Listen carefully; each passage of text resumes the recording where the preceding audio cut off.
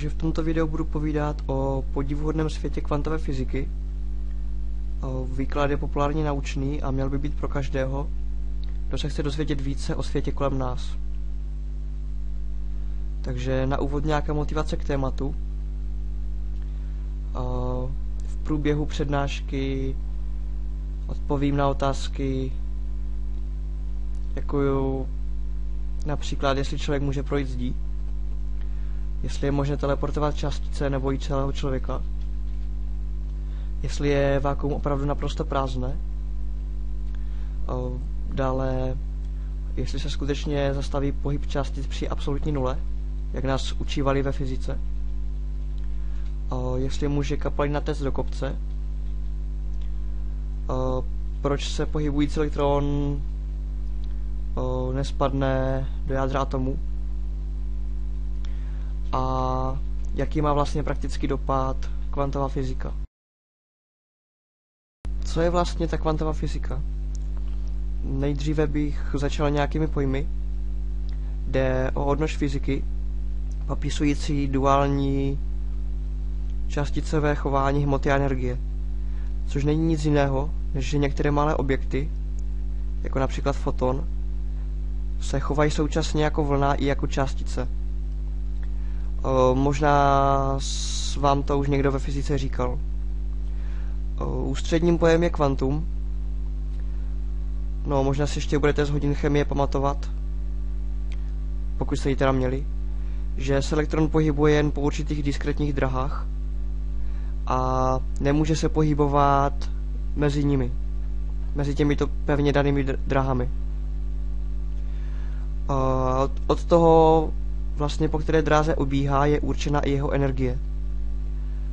Z toho vyplývá, že může nabývat jenom předem daných určitých energií a nemůže nabývat žádných hodnot mezi nimi.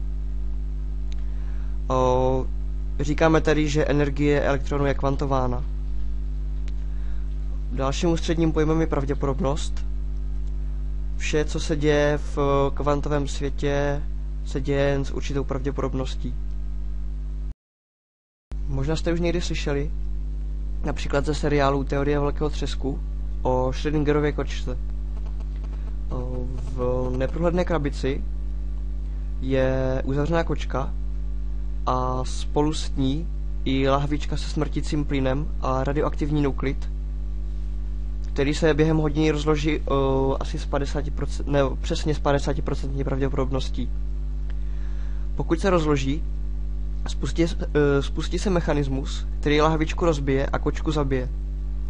Podle zákonu kvantové fyziky, protože rozpad prvku je vlastně v pravděpodobnostní, dokud se na kočku nikdo nepodívá, je současně živá i mrtvá. Tato představa je samozřejmě poněkud absurdní. A také celý pokus, samozřejmě jen myšlenkový, v praxi by chudáka kočku nikdo netrápil, byl vymyšlen na podporu vyvrácení kvantové teorie. Přestože dodnes není řešení jednotné, už se s tím dnešní náhledy dokážou nějak vypořádat. Nyní bych přešel k duálnímu charakteru částic. Až do počátku 19. století si lidé díky Newtonovi mysleli, že světlo je proudem částic. Avšak v roce 1801 ukázal vědec Thomas Young na svém slavném dvouštěrbinovém experimentu, že světlo je vlnou. Pokud do papíru vystříhnu dva úzké otvory, podobně jako je ukázané na prvním obrázku, položím ho svisle na vodní hladinu a udělám za ním šplouchnutí, vlny, které projdou otvory, spolu začnou interagovat, navzájem se rušit nebo zesilovat. Takže někde bude vodní hladina narážet silněji než jinde. A světle na tom vlastně stejně. V jeho případě toto narážení způsobuje úzké proužky, známé jako interferenční obrazce. Po tomto experimentu si lidé na dalších 100 let mysleli, že světlo je vlnou. Ale v roce 1905 přišel Albert Einstein s vysvětlením fotoelektrického jevu. To říká, že letící fotony vystřelují elektrony z desky, čímž se mění napětí této desky. To můžeme vidět na třetím obrázku. Fotony jsou vyznačeny červeně. Dnes se s tímto fotoelektrickým jevem setkáváme běžně třeba ve dveřích nebo na záchodech, kde tělem přerušíme proud světla a ten záchod potom ochotně spláchne. Na druhém obrázku kočka vidí samu sebe, protože část vlny se od skla odrazí. Kvantová fyzika však má v záloze ještě jedno další překvapení. Pokud ve dvouštěrbinovém experimentu pouštíme postupně jeden elektron po druhém a zajistíme přitom nezjistitelnost, kterou štěrbinou ten daný elektron zrovna prochází, na stínítku se přesto interferenční proužky zobrazí. Můžeme vidět na obou obrázcích. Je to jako kdyby elektron interagoval sám se sebou. Této vlastnosti se říká superpozice. A jde o schopnost částice být na více místech naraz. Štěrbinami tedy procházejí superponované stavy zároveň, aby poté společně mohly vytvářet vlny. Jaká je ale pravá podstata tohoto jevu? Jsou snad všechny elektrony nějak provázané? Nebo si na pomoc berou kamarády z jiných vesmírů? A pokud je správná teorie druhá, tedy existence kvantového multiverza, znamenalo by to, že se díky krabici například vytvoří dva vesmíry s jednou živou a jednou mrtvou kočkou. Jak je to ale správně, do dneška není vyřešeno. Velmi důležitým jevem kvantové fyziky, zejména tedy pro astrofyziky, je Pauliho vylučovací princip. I s ním jsme se letmo setkali ve školních hodinách chemie. Elementární částice, tedy je třeba elektron, proton, neutron, mají vlastnost, které se říká spin. Ten by se asi dal přirovnat ke káče, kde velikost spinu je rychlost otáčení a směr otáčení je i směrem spinu. Samozřejmě se tato káča může zase otáčet jen kvantově a v předem daných rychlostech. Například elektron patří ke skupině částic s poločíselným spinem. Tyto částice se nazývají fermiony. Podle Pauliho vylučovacího principu mohou být dva fermiony ve stejném stavu, jen s převráceným spinem. Jednodušeně řečeno, fermiony se navzájem nesnášejí a spolu mohou být maximálně dva. Možná si ještě vzpomínáte na plnění orbitálů elektrony v hodinách chemie. Tam vlastně vždycky bývaly jakoby v krabičkách po dvou. Vylučovací princip je tedy důvodem pro různorodost světa. Proč existuje tolik chemických prvků? Proč nemáme třeba pouze jeden? Tady můžeme vidět na třetím obrázku jakési znázornění spinu jako káči. Ve své přednášce o vývoji hvězd jsem mluvil o věčném souboji gravitace a gradientu tlaku. U bílých trpaslíků a neutronových hvězd jsem se zmiňoval o tlaku elektronů, respektive neutronů. Je to právě Pauliho vylučovací princip, který tlačí elektrony a neutrony od sebe a vzdoruje tak gravitaci. Pokud je však hvězda příliš těžká i na vzdor elektronů, tyto elektrony se natlačí do neutronů, aby získali větší sílu na boj proti gravitaci. Pokud nejsou však schopny vzdorovat ani neutrony, všechny částice se přemění na vzájemně odlišné fermiony a zhroutí se do jediného bodu. Takhle vzniká černá díra. Dalším bezesporu pozoruhodným jevem je Heisenbergův princip neurčitosti. Ten říká, že nemohu zároveň měřit hybnost a polohu částice. Čím více znám polohu například elektronu, tím méně znám jeho hybnost a naopak. Podle zákonu klasické fyziky by měl však elektron spadnout do jádra ve zlomku sekundy a vyzářit přitom světlo. Atomy by tedy krátce po svém vzniku na začátku vesmíru zase přestaly existovat. Že se tak nestalo a nestává, je dalším důkazem existence kvantového světa. Elektrony by při ztrátě své rychlosti byly i lépe zaměřitelné, jenže právě Heisenbergův princip neurčitosti tohle nedovolí. A tak se elektrony pohybují v atomu stále, a to i za absolutní nuly. Vědci kdysi spočítali, že na zažehnutí vodíkové termojaderné reakce, tedy to, co pohání hvězdy, aspoň tedy ty horké, jsou podle zákonů klasické fyziky zapotřebí miliardy stupňů. Jenže v centru Slunce je pouze 15 milionů stupňů. Řešením tohoto problému je další z jevů kvantové fyziky. A tento jev se nazývá tunelování. Jde o schopnost částice překonávat energetické bariéry díky Heisenbergovu principu neurčitosti a půjčovat si energii od vesmíru na dluh.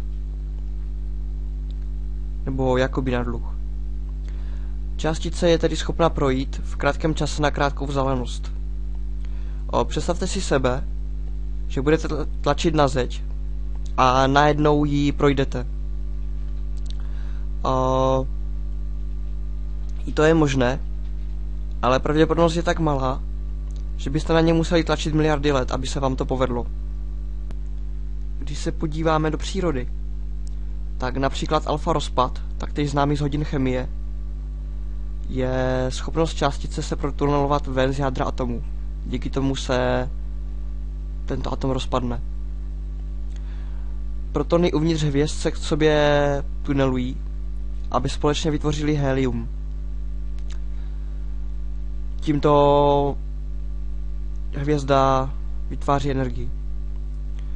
Nejde o proces nějak častý, ale ve Slunci je částic opravdu hodně a proto dochází i k těmto nepříliš pravděpodobným událostem.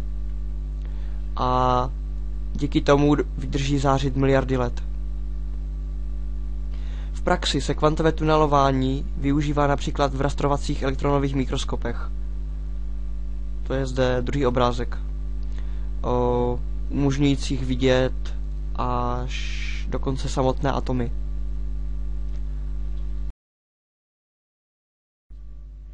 Hlavním důvodem, proč Einstein odmítal kvantovou fyziku, přestože stál u jejího zrodu, je EPR paradox. Představme si jednu elementární částici, která se rozpadne na dvě s navzájem opačnými spiny, které jsme doposud nezjistili. Druhou částici necháme odletět třeba na druhý konec vesmíru. Ve chvíli, kdy na částici na Zemi provedeme měření tohoto spinu, částici na opačném konci vesmíru se v jediné chvíli nastaví spin opačný. Jedinou podmínkou je tedy původní neznalost spinu na obou částicích. Dnes už však víme, že ve skutečnosti o žádný paradox nejde. Protože tato neznalost nám dovoluje přenášet pouze informaci. Nelze tedy využít nadsvětelnému přenosu. Můžeme tedy přenášet pouze ty spiny. Jedna zajímavá aplikace tohoto jevu je například teleportace. Pokud necháme na původním místě provázat spiny částic a pošleme na určené místo, mohou tento spin tamním částicím předat. Přenos samozřejmě probíhá na nejvyšší světelnou rychlostí, protože musíme částice nechat přepravit. Po předání spinu je však původní objekt zničen. Na druhé straně se tedy neobjevíme my, ale naše identická kopie. Dnes jsme schopni přenášet na nejvyšší fotony, ale v budoucnu snad i lidi. Pokud se tedy vyrovnáme s faktem zničení našeho původního já a nahrazením identickou kopii. Ovšem je zde ještě jeden problém. Z hlediska dnešních poznatků bychom potřebovali na přenos člověka aspoň energii menší galaxie. Což se snad do budoucna podaří vyřešit, ale zatím znáte sami, že je to poněkud nereálné. Je vákuum opravdu prázdné? Na větších vzdálenostech ano, ale v miniaturním světě, na malých časových škálách, neustále vznikají páry částice a antičástice, jen aby spolu mohli zase splynout. V těchto měřících je časoprostor velmi zvlněný, proto se mu poměrně přiléhavým názvem říká kvantová pěna. Zde je nějaká vizualizace, jak to vypadá na těch nejmenších měřících. Tento jev se dá zase dokázat tím, že velice blízko k sobě postavíme dvě disky a uvnitř z těchto dvou disek mají virtuální páry méně prostoru, protože výběr vlnových délek je jen velmi omezený. Výsledkem je větší počet částic vně desek než uvnitř, takže po určité chvíli se tyto desky k sobě přitáhnou. Tento experiment je znám jako Casimirův jev. Ve vesmíru se fluktuace projevuje kvantovým nebo také Hawkingovým vypařováním černých děr. Virtuální páry vznikající téměř na horizontu událostí mohou ztratit svého partnera překročením horizontu, přičemž druhá částice přežije. Postupně se tedy černá díra vytrácí. Ani černé díry tedy nejsou nezničitelné. Na závěr ještě jedna otázka. Je vesmír pouze nafouknutou kvantovou fluktuací, která se vymkla kontrole? Jednou z aplikací kvantové fyziky jsou kvantové počítače. V běžném počítači nabývá jeden bit buď hodnot 0 nebo 1.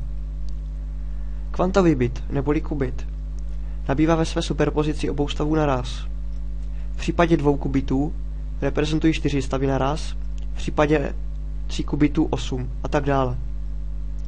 Úlohy sice musí být specializované, protože kromě jednoho stavu se po přečtení ostatní zničí, ale přesto to může představovat vážné narušení bezpečnosti. Šifry, na které jsme se spoléhali, že budou chránit naše e-maily nebo bankovní konta, a jejichž prolomení by běžnými počítači trvalo miliardy let, mohou být na kvantovém počítači prolomeným během hodin. Dnešní kvantové počítače sice stojí $10 milionů, ale už teď je jisté, že bychom měli zapracovat na lepším zabezpečení. Možná jste už někdy slyšeli o další vlastnosti kvantového světa. Mám teď na mysli supravodivost. Jejímž výsledkem je nulový odpor v obvodu. Supravodivost se používá například u levitajících vlaků. Takový materiál, který bude supravodivý za pokové teploty, je velkým snem dnešních inženýrů. Dráty z tohoto materiálu vodící elektřinu by se i na velké vzdálenosti nemuseli potýkat se ztrátami. Za vysvětlením stojí zase kvantová fyzika. Dříve jsem se zmiňoval o fermionech jako o částicích s poločíselným spinem, které se vzájemně nesnáší. Vedle nich existují ještě bosony s celočíselným spinem. K tímž například patří i foton. V supravodivém materiálu se elektrony spojují do kuprových párů, díky čemuž se chovají jako bosony. Táhnou si za jeden provaz. Tady je nějaký obrázek magnetu, který je v zamrzlém magnetickém poli. Všechno je podchlazené dusíkem, aby se projevila supravodivost. Takovým posledním jevem na závěr je supratekutost. Jevy kvantového světa vlastně nemusíme omezovat pouze na mikrosvět. Tento jev můžeme pozorovat i na úrovni našeho světa. Helium podchlazené na teplotu blízko absolutní nule se začne chovat, jako by bylo složeno ze samých bosonů. Ty drží pohromadě tak silně, že žádný atom se nepohne sám od sebe ve směru odlišném od ostatních. Všechny atomy se snaží natěsnat do stejného stavu. Této látce se pak říká Bose-Einsteinův kondenzát. Tu je nějaký obrázek z Wikipedie, kde se tekuté helium snaží téct nahoru, dokonce jakoby do kopce, nebo kdybychom měli podchlazený kopec, tak by do něho určitě vyteklo. Nebo může vytéct škvíru ve sklenici o velikosti 10 atomů. je taková velice úzká škvíra a helium mi stejně projde. Pokud se tedy vrátím na začátek, měli byste už být schopni odpovědět tyto otázky, jako například, jestli může kapalina téct do kopce, nebo člověk, který může projít zdí, jestli je možný. Takže doufám, že se vám tato přednáška aspoň trochu líbila, že jste si z toho něco odnesli a děkuji za pozornost.